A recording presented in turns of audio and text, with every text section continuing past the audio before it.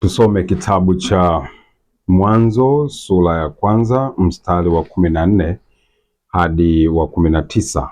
Neno la Mungu linasema hivi: Mungu akasema, na iwe mianga katika anga la mbingu, ili itenge kati ya mchana na usiku, nayo iwe ndiyo dalili na majira ya siku ya siku na miaka. Tena iwe ndiyo mianga katika anga la mbingu, itie nuru juu ya nchi. Ikawa hivyo.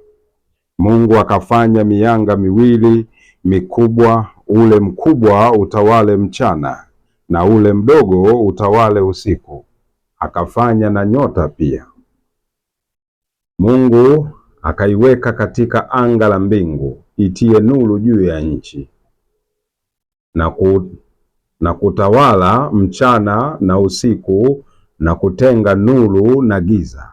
Mungu akaona ya kuwa ni vyema. Ikawa jioni, ikawa asubuhi, siku ya 4. Bwana Yesu asifiwe. Neema na iwe kwenu na rehema na amani zitokazo kwa Mungu Baba yetu na kwa Bwana wetu Yesu Kristo. Amen.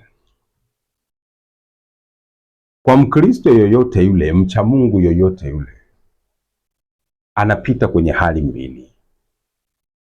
Kila Mkristo anatakiwa kujua tunapita kwenye hali mbili katika kumcha Mungu. Sio tu katika hali moja. Tuna hali mbili. Tuna nyakati mbili.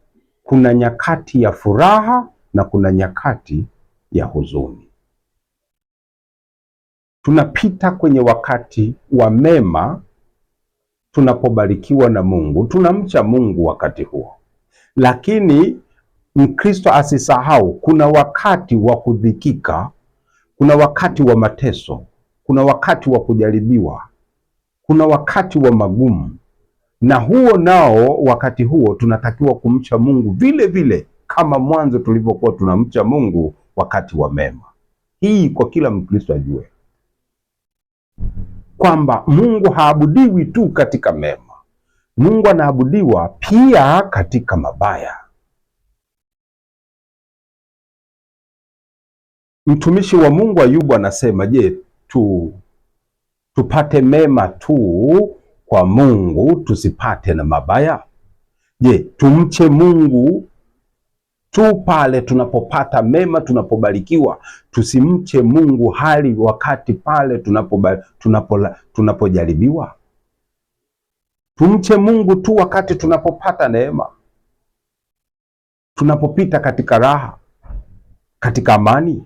Je, tusimche Mungu na katika hali ya tabu, hali ya mateso, hali ya kuumwa, hali ya kudhikika? Tusimche Mungu huko? Maandiko matakatifu yanasema hapana, Mungu anaabudiwa katika hali zote. Ukiwa katika hali ya mema na ukiwa katika hali ya kujaribiwa, Mungu aabudiwe, Mungu ashukuriwe katika hali zote. Na kama tukifanya hivi, basi tunaweza kuzima mishale ya Ibilisi Shetani. Lakini kama tunapenda tu kumcha Mungu katika hali nzuri, tutaanguka. Unaweza kuanguka. Kama unapenda tu kumcha Mungu wakati wa kufanikiwa, wakati wa mema, hutaki kumcha Mungu hata wakati wa kujaribiwa, unapopata matatizo, utaanguka. Utaangukia kumnung'unikia Mungu, utaangukia kumlaumu Mungu, utaangukia kuhoji kwa habari ya upendo wa Mungu. Na hapo uko karibu kuangamia kuzimu. Hatutakiwi kuishi hivyo. Lazima tuishi mbele za Mungu tukiwa katika hali nzuri na katika hali mbaya. Na hiyo ndiyo njia ya Wakristo. Kwa sababu Wakristo tumewekwa kuwa mfano wa ulimwengu. Kwa sababu Yesu Kristo ndiye mkuu Mungu Baba wa milele. Na yeye ndiye kielelezo na mfano kwetu. Na sisi ndiyo mfano na kielelezo kwa ulimwengu. Kwa hiyo tunatakiwa kuwa wajasiri mbele za Mungu katika hali zote. na Mungu mwenyewe atatuonea huruma na siku moja atamaliza dhiki. Hivi ndivyo inavyokuwa. Ayubu alimcha Mungu katika hali ya mema na katika hali mabaya, akampendeza Mungu, akamlipia hayo yote. Yale yaliyopotea kwa Ayubu aliyarudisha yote. Basi tuwe makini sana katika kumcha Mungu. Tuepuke kulalamika, kulaumu, kunung'unika. Mungu wetu anatuona katika dhiki na katika mema, anatuona. Kama vile unavyojua Mungu anakuona na kukulinda wakati unapokuwa katika hali ya mema, basi ujue Mungu anakuona na anakusikia na anakulinda hata unapoingia katika hali ya kujaribiwa. Ndipo hapo anakutazama zaidi. Imani yetu isianguke.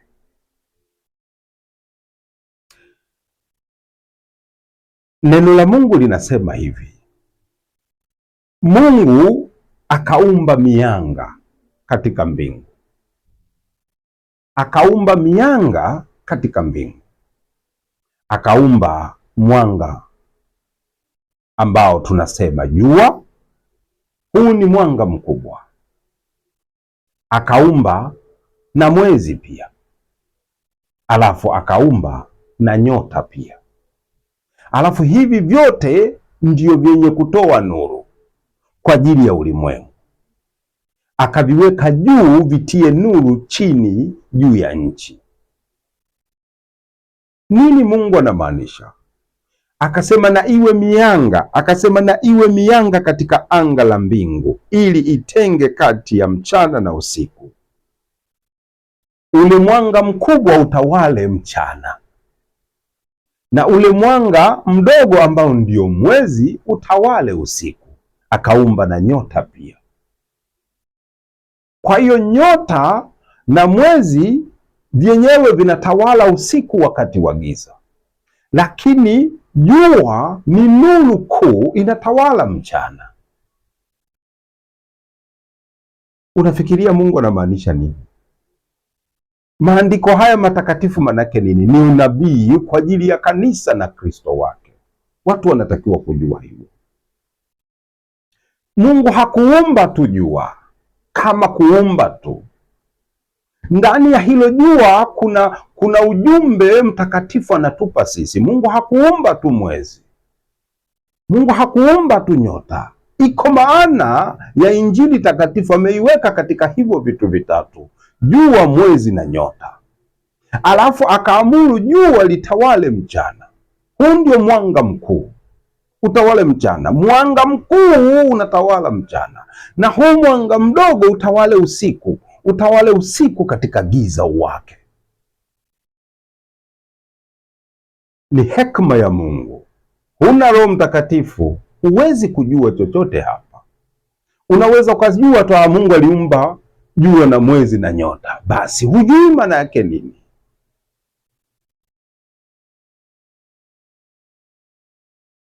Kwa asili yake jua lina nguvu ya nuru tangu asili yake, milele yote. Jua halitegemei nguvu kutoka kwenye kitu kingine. Jua tangu asili yake lina nguvu ya nuru. Jua, huu ndio mwanga mkubwa. Huu mwanga mkubwa wenyewe tangu asili una nuru yake. Nguvu ya nuru iko kwake milele. Lakini huu mwanga mdogo ambao ni mwezi, kwa asili yake hauna nuru. Hauna nuru, bali huu mwezi unategemea nuru kutoka kwa jua. Mwezi siku zote hauna nuru yake wenyewe. Asili ya mwezi ni giza tupu, lakini mwezi unawaka unapotazama jua. Jua ndio linaakisi mwanga kwa mwezi, na mwezi unapopata nguvu kutoka kwa jua ndio unawaka usiku. Kama mwezi ukiwa mbali na jua, mwezi hauna nuru. Kwa hiyo mwezi ili uwake usiku ni lazima utazame jua. Mwezi unapotazama jua, jua linatoa nguvu ya nuru inaenda kwa mwezi, na mwezi wakati huo unatoa nuru usiku, ambayo nuru hiyo inatoka kwa jua. Ni kama mfumo wa sola. Ukiitazama sola ni kama haina nuru. Ili itoe nuru usiku ni lazima itegeshwe, itazamishwe kwa jua, na jua linapoipiga hiyo sola usiku, hiyo sola inatoa nuru. Ndio kama mwezi ulivyo. Kwa asili mwezi hauna nuru yake. Mwezi unapoikaribia jua na kulitazama jua, ndipo mwezi unapata nuru yote kutoka kwa jua, na yenyewe sasa unawaka usiku, unatia nuru katika giza juu ya nchi. Hivi ndivyo Mungu alivyoumba, na ameamuru jua litawale mchana, huu ndio mwanga mkuu, na mwezi utawale usiku, uwake katika giza juu ya nchi. Nini maana yake? Jua linawakilisha Yesu Kristo, mwana wa Mungu. Jua linawakilisha Yesu Kristo mwenyewe. Huyu tangu milele, yeye ni nuru, ni nuru ya ulimwengu. Yeye ni nuru tangu milele, yeye ni nuru. Hategemei nguvu ya nuru kutoka popote pale, yeye ni nuru tangu milele. Anasema mimi ndimi nuru ya uzima.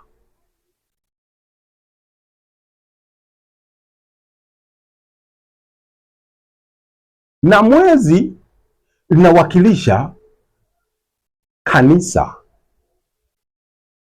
kwamba kanisa siku zote linategemea nguvu kutoka kwa Yesu Kristo Bwana wetu.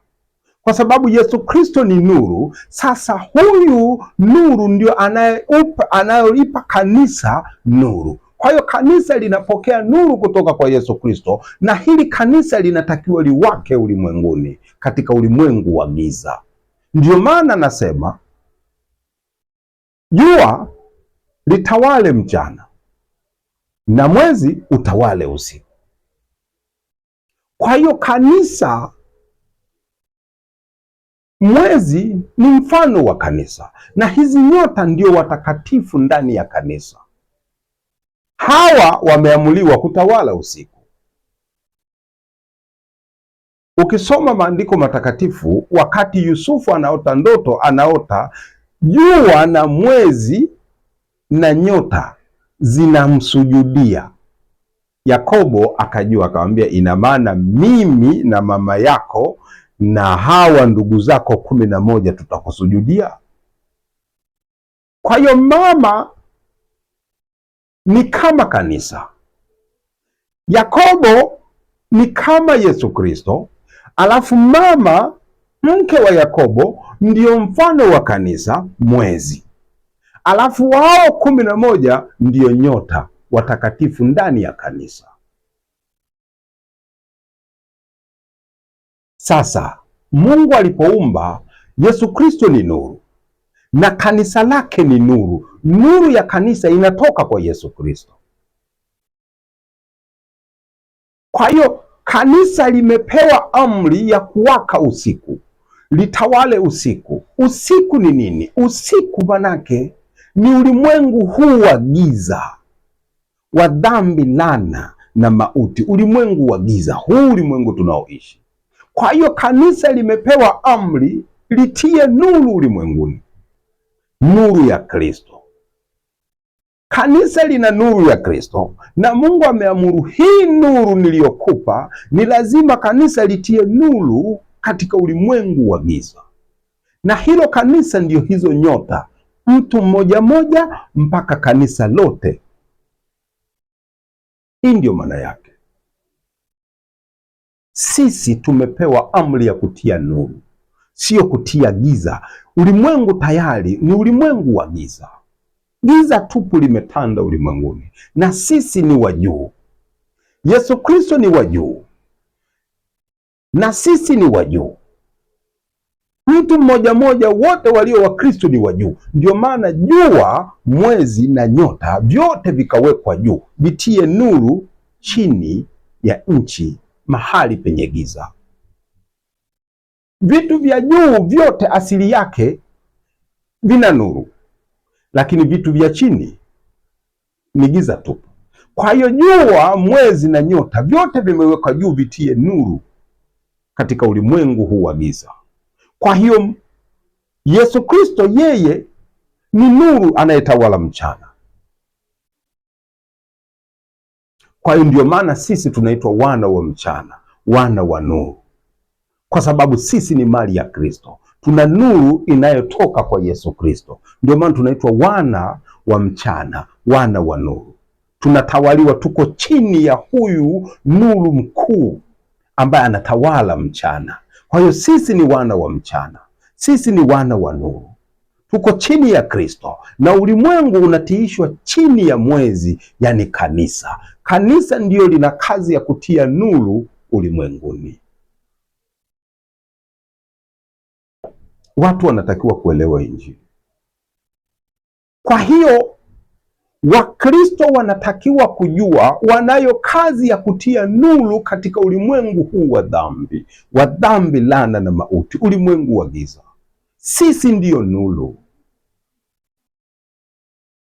Ni nuru tuliyoipata kwa sababu sisi ni watoto wa huyo nuru, nuru ya uzima. Kwa hiyo nuru gani sisi tunayotia kwa hawa? Ni lazima tuhubiri Injili ya kweli iletayo nuru ya uzima ndani ya mioyo ya watu. Lakini pia sisi ndiyo kielelezo na mfano wa kuonyesha tabia zote za Yesu Kristo. Upendo. Ni lazima tutie nuru ulimwenguni, upendo. Watu wa dunia wajifunze kwa Wakristo. Watu wa dunia hii wajifunze kwa Wakristo. Watakapoona Wakristo wanaishi kwa tabia zote za Yesu Kristo, watu wote watajua hawa ni wanafunzi wa Yesu Kristo. Tabia ya Wakristo ni upendo, kwa sababu Yesu Kristo ni upendo. Yesu Kristo ni upendo. Tabia za Mungu wetu ni upendo. Kwa hiyo tabia ya watoto wa Mungu ni upendo. Tabia ya Wakristo ni upendo kwa ndugu. Sisi tumepewa kutia nuru ulimwenguni. Mahali pasipo na upendo, sisi tutie upendo. Kwa hiyo dunia ijifunze kwa Yesu Kristo na kwa kanisa lake. Mungu ameamuru dunia ijifunze kwa Wakristo, kwa sababu Wakristo lazima waonyeshe wao ni wana wa yeye aliye upendo. Kwa hiyo tabia ya upendo itoke kwa Wakristo kwenda ulimwenguni, na watu wajifunze kutoka kwa Wakristo. Ndio maana tukapewa mamlaka ya kutawala usiku, kwamba mwezi utawale usiku. Manake sisi ndio wakutia nuru katika ulimwengu wa giza. Sisi ndio kielelezo na mfano kwa watu wengine wote, ili wamtukuze Kristo, wamwamini Kristo. Damu ya Yesu Kristo. Watu wanatakiwa kujua kuitwa Mkristo sio kuitwa tu Mkristo mradi jina. Kama kweli wewe ni Mkristo, unayo kazi ya kufanya, kwamba wewe ujue ndiyo mfano, wewe ndiyo kioo, wewe ndiyo kielelezo cha ulimwengu huu wa giza. Kwa hiyo kwa maana nyingine, wewe ndiyo mwalimu wa ulimwengu. Watu waige tabia njema, waige tabia nzuri kutoka kwa Wakristo. Mkristo ni nuru, lakini ni ajabu kumwona Mkristo anaonyesha tabia ya giza. Hilo kanisa liwezi kuwa ni kanisa la Kristo. Hilo ni kanisa feki, limetoka kuzimu kuchafua kanisa zuri la Kristo. Mkristo anayo kazi ya kuonyesha, ya kutia nuru ulimwenguni, kumtilia nuru yoyote ili amwamini Yesu Kristo. Tunahubiri Injili kwa watu wa ulimwengu, na tunaonyesha upendo wa Kristo kwa watu ulimwengu. Watu watakapoona upendo ndani yetu, watasema hawa ni Wakristo, watamtukuza Mungu. Sasa ajabu, unakuja kumwona Mkristo ana tabia zote za gizani, na hapo ndipo tunakuja kujua huyu hana Kristo. Kama unaitwa Mkristo na una tabia zote za giza. Hii inamaanisha wewe sio Mkristo, huna Kristo, na wewe sio nyota zilizoko juu mbinguni, wewe sio mwezi, wewe ni feki, umetoka kuzimu. Kwa sababu mwezi unapata mwanga kutoka kwa jua, unatia nuru katika ulimwengu wa giza, kadhalika na nyota. Sasa tabia ya kanisa, tabia ya watakatifu ni tabia ya upendo kwa ndugu, kwa jamaa, kwa adui, kwa anayekuchukia, kwa anayekulani, kwa anayekuua. Sisi ni kielelezo, sisi ni mfano wa ulimwengu, mfano wa kuigwa, kwa sababu sisi ni wana wa Yesu Kristo Bwana wetu. Mungu wetu ni upendo, na wana wa Mungu ni wana wa upendo. Tabia ya Mungu wetu ndiyo tabia ya Wakristo. Tabia ya Yesu Kristo ndiyo tabia ya wana wa Mungu. Ni ajabu kuona Wakristo wana tabia ya gizani. Hapo ndipo tunajua huyu hana nuru ya uzima. Hiyo nuru aliyoibeba ni nuru ya mauti, kwa sababu ni giza hilo. Yesu Kristo anasema hivi, tusome mara moja katika Yohana Mtakatifu, kitabu cha Yohana Mtakatifu sura ya 8 mstari wa 12, anasema hivi: basi Yesu akawaambia tena akasema, mimi ndimi nuru ya ulimwengu, yeye anifuataye hata kwenda gizani kamwe, bali atakuwa na nuru ya uzima. Yesu Kristo ndiye nuru ya uzima, na kila mtu aliyemwamini Yesu Kristo, anayemtazama Yesu Kristo na kumwamini yeye katika mwili na damu yake, nuru ya uzima inaishi ndani yake, na huyo hata kwenda gizani kamwe. Kanisa limewekwa kwa mfano wa mwezi. Mwezi umewekwa juu kutia nuru juu ya nchi na nyota pia. Kwa hiyo kanisa ndio liloamliwa kutia nuru juu ya nchi. Kwa hiyo kanisa ndiyo mfano wa kuigwa kwa wanadamu wote ulimwenguni. Wakristo ndio mfano wa kuigwa kwa wanadamu wote ulimwenguni.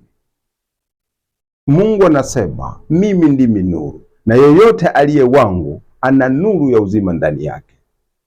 Na mahali pengine anasema, ninyi ni nuru ya ulimwengu. Kwa hiyo kama sisi ni nuru ya ulimwengu, sisi ndio tunatakiwa kutia nuru ndani ya mioyo ya watu, wajifunze kutoka kwa Wakristo, kwa sababu tuna neno la Yesu Kristo, tuna injili ya Yesu Kristo, tunaishi kwa tabia ya Mungu wetu na Bwana wetu Yesu Kristo: upendo kwa ndugu, upendo kwa jamaa, upendo kwa kila mtu ulimwenguni. Hii ndiyo tabia ya Wakristo. Sasa tabia ya ukahaba wa Kristo unaoona ni makahaba inatoka wapi? Hilo ni giza. Unamsikia mchungaji anakuambia wewe unawapenda watu, unataka kusaidia watu, wewe ni Kristo.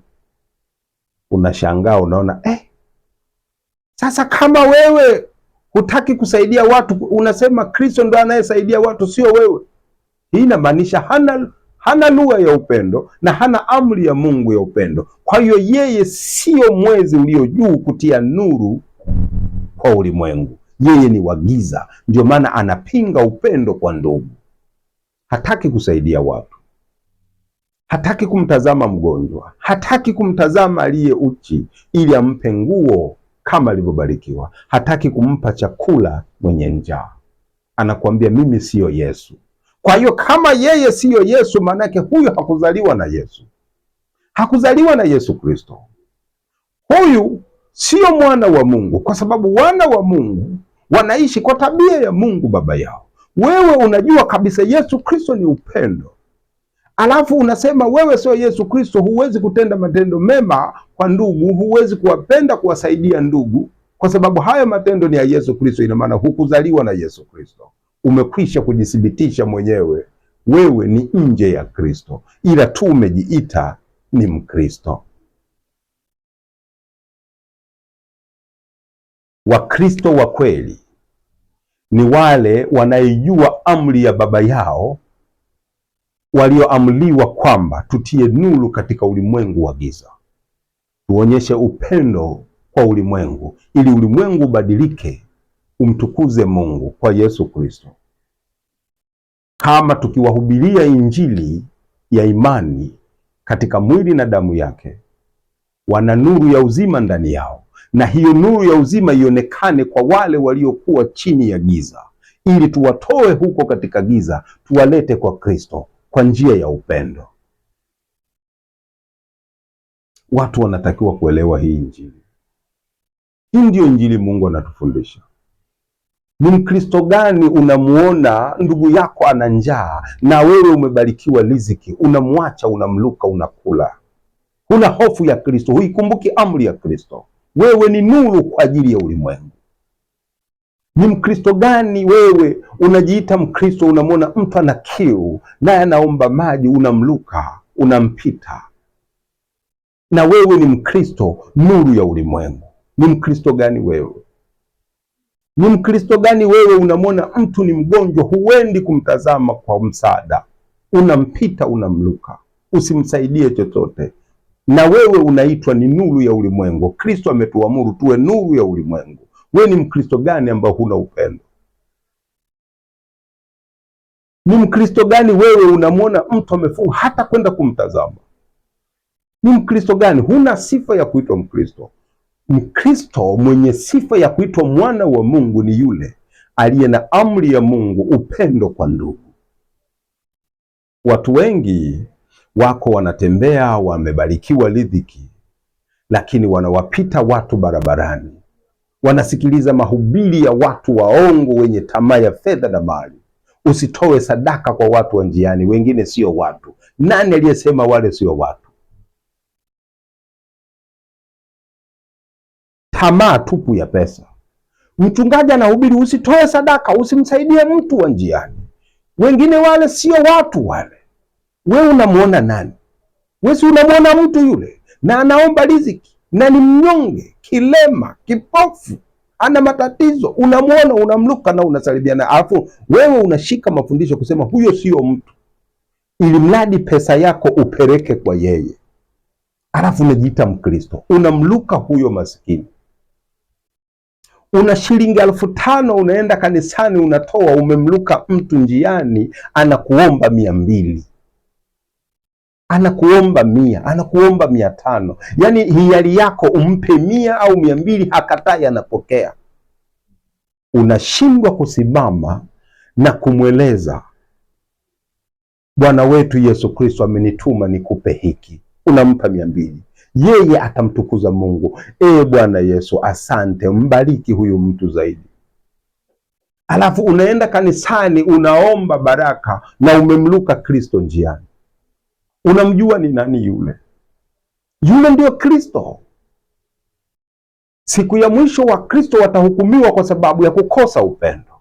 Hawana upendo. Anasema hawa mbuzi watakwenda kuzimu.